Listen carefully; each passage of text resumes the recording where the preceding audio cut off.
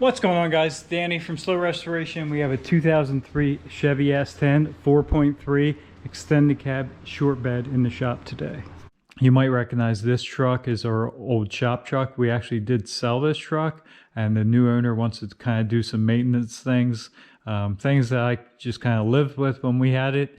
The gas gauge works, but it goes up and down. So the only real reason or only real way to fix that is put a new module in the tank. This thing's got a lot of miles on it. I think it's 286, maybe a little bit more now. And I don't think I did a fuel pump in it, so it's kind of good maintenance at this point to go ahead and do a fuel pump. The whole module, it's actually sitting right over here. It's the whole module assembly, has the gauge in it and the pump. So we will be able to should be able to fix all of that and kind of, a little bit of preventative maintenance with the new fuel pump in it. Of course, we'll do a fuel pump or a fuel filter at the same time, and then just some valve cover gaskets too. So first step in this, we're actually going to, again, this is an older truck, it's got a lot of miles on it, and sometimes when you get into stuff like that, you can disturb fuel lines, brake lines, and make a bigger mess. So these trucks are really easy to take the bed off of. It's 6 bolts, a wiring harness, and the fuel filler, and the bed lifts right off. So I think I did these both ways. I've dropped the tank, and I've did them with pulling the bed. So I think with this particular one, we're just going to go ahead and unbolt the bed. We'll get the long forks on the tractor and put them on the cross members on the ladder rack here, and we'll lift this thing right off. First things first, we got it up in the air, up on the lift. You don't have to, but it just makes it easier, and we have the ability. So we have a couple wires unhooked. Our tag light wires here, just twist and pull right out each side. We'll undo that clip, and just this one's already undone. We'll kind of put that up top here so it stays with the bed. And we'll unplug our main connector here, and there's a ground wire on this side, one right here, and same on this side. We'll unclip that, and then again there's a ground wire here. So a ground wire on either side, your tag lights, and a couple clips, and the wiring is done. Now on to actually unbolting the bed. They're 15 millimeter. You have one here, so 4 in the back on the inside of the frame, and then once we go up front here, they're actually on the outside of the frame. So one there, and same with the other side. So there's actually 8 bolts. I think I said 6, but there was 8. 2 on the outside of the frame on each side in the front, 2 inside the frame on each side on the back. What's nice about pulling these bolts out is you can use an impact on all of them. 15 millimeter socket with a wobble extension works really well. With those bolts out, the bed is now loose. So we have the wiring all unplugged and unclipped. Like I said, there is a 13 millimeter bolt, holds a ground wire here and one here. And coincidentally, this ground wire that stays with the truck bolts in through this ground wire, or the same bolt that holds the ground wire for this side of the tail lights. This ground wire here that stays is the ground wire for the fuel pump. So if you unbolt this and try and start it, it's not going to start. Now we have one more thing to tackle, and that is the gas fill. So we'll open the door up, pull the cap, set that there, and there's 3 screws right here. I believe they're 7 millimeter. We'll take them out, and we should be able to push this sender right down out of this plastic cup here. All right, and with those removed, now you can see that pushes right down out of there. We can kind of push it right down to the side, and we are actually ready to get the tractor in here and lift this bed right off the truck. Got our long forks ready. Let's go ahead and scoop this thing up.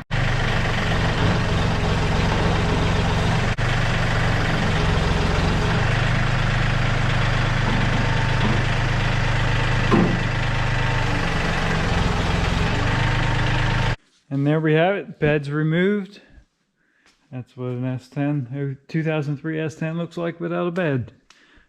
So now obviously we can get right to this fuel pump module, unhook the lines, get that ring. We'll clean all that off, blow it off so nothing falls down. We'll get everything unhooked, get that ring spun, and get that module pulled out. First of all, though, we're going to pull that one out of the box and match it up, make sure it looks right for our application. Here's our new module. So we'll just kind of eye it up here. It's got 3 tubes, 2 plugs. Everything looks to be right, so we'll go ahead and get that cleaned off and get that old one removed. Removing everything's pretty straightforward. There's a safety. We'll pull that back. Make sure it stays back, push down, and that will, there it goes. Here, click, that slides right off, and then that one slides off. We'll lay that harness to the side here, and then we will have some pressure here, so we'll bleed that off and then pop these lines off. But before we do that, like I said, we're going to take an air hose and blow all this off and clean it up as good as we can, and we'll go ahead and spray this locking ring down. All right, we got our lines pulled off here. These are just push tabs. You push these, push the line in a little bit, push the tab, and slide them off.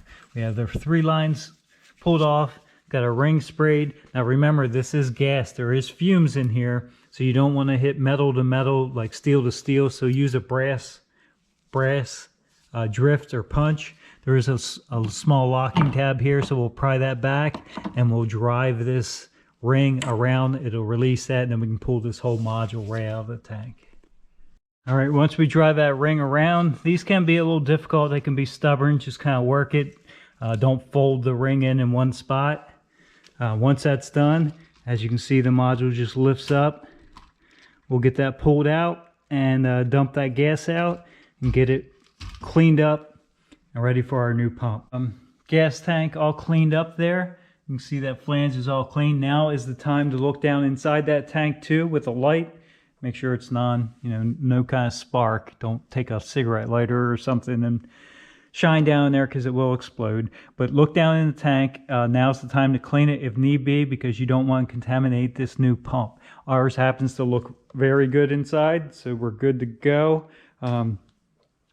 Now, our new module, you do have to assemble a little bit. So we'll take this. We got the tape peeled off here. Hold that down there. Your float comes detached. So we need to install this, and all the directions are there. This actually just kind of snaps in place here. Goes in that brass piece right there, and then snaps into the plastic here, just like that. And that is what controls the float for your fuel gauge. Other than that, we should be about ready to go back in. You do reuse this ring. This one's a little bit crusty, but it's still intact. We should be good to reuse that. So let's get this all ready to drop back in. All right, so we're ready to go in. We have our seal at the top here. We have our float attached. There is an alignment pin right there. We'll align with the tank notch right there. So don't put this in and just spin it around, because you could bend that float. So try to make it pretty much lined up and drop this in. And to drop that in, we'll just kind of twist this a little bit, get that sock and the fuel float to go in there, and then we can just kind of set it right down in place there. Again, making sure that alignment pin lines up. It is spring loaded, so we'll wait to push that down. We'll take our ring and slip back on there now, and then we'll push this down and lock that ring back in place. And we got that lock ring locked back down. Now we're secure. Our module is now replaced. We can, go ahead and hook our lines back up. Make sure they go in the correct spots. 2 of them are really easy. And this center one doesn't have this clip. It's just got a push tab on its own. So we'll make sure, again, we'll get them in the right order. The pressure and return are obvious because they're different sizes. And then we'll flop our wires back over here, and we'll get this plugged in. This one plugs right in there. And of course this one plugs in there. Now, they do send a pigtail out. And there was an issue with some of these. This one is not melted. Some of them did melt though. They recommend replacing this pigtail. I think this one's already been replaced. Looks like right there's the connection, but we'll investigate there and put the new pigtail on there with the new pump. And these lines are extremely easy. Pull the clips. You can reuse these clips off your old pump.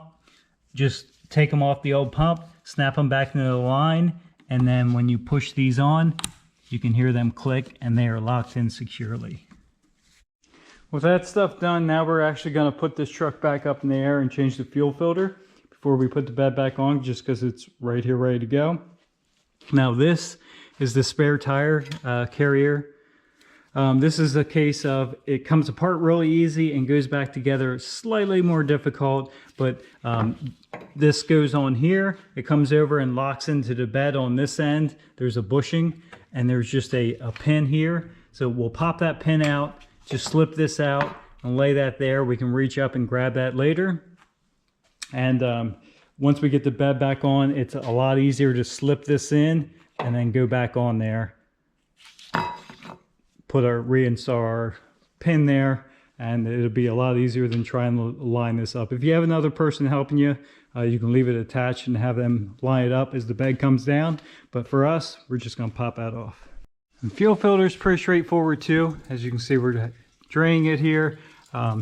It's right on the fuel or the frame rail here, right in line of the fuel line.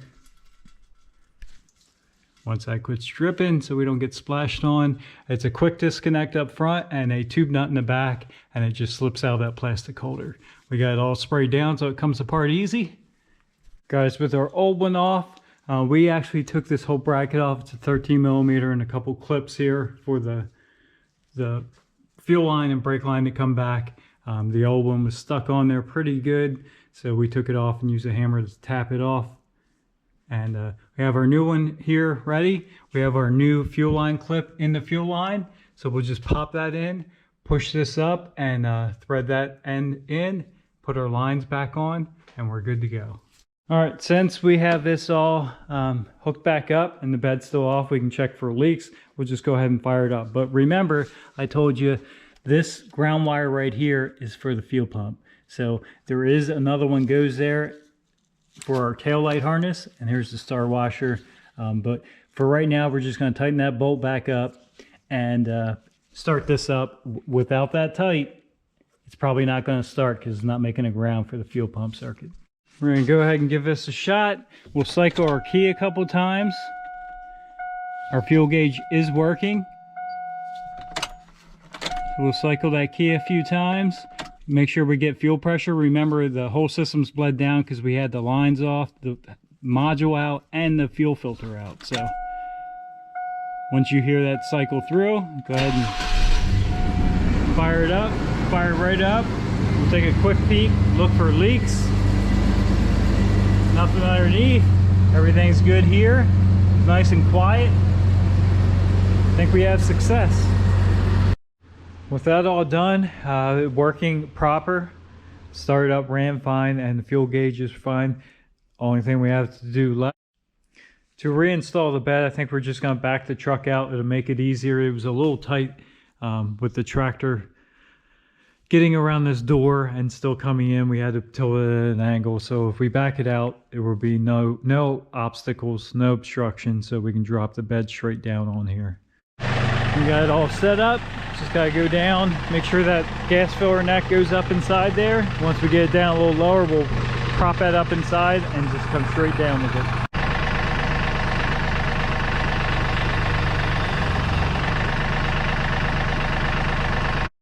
With the bed back on, we got it back inside. We'll just put it back up, throw the bolts back on, hook the wiring up and those two ground wires, and we'll be set. With the bed all tight, again, you have a tiny bit of adjustment, so just make sure everything's lined up as far as the bed to the side of the truck. Tighten them up, and We do have to, I forgot this. We got to put this back in. So we just take this rod, slip it in this grommet right here. You can reach up in, feel where it needs to go, slip it down over the spot there. Once you got it slipped over, I can't really show you in there, there's no room. Once you have it slipped over the shaft, you just slide it back and line the two holes up and slip that pin back in. It's pretty easy. So now we're good there, and the fuel pump job is 100% complete. Now we need to tackle those valve cover gaskets. So valve cover gaskets aren't really hard, they're just kind of time consuming, so I might make a separate video. But anyway, if you're tuning in for the fuel pump job, it's done. Thanks for tuning in. Have a good day.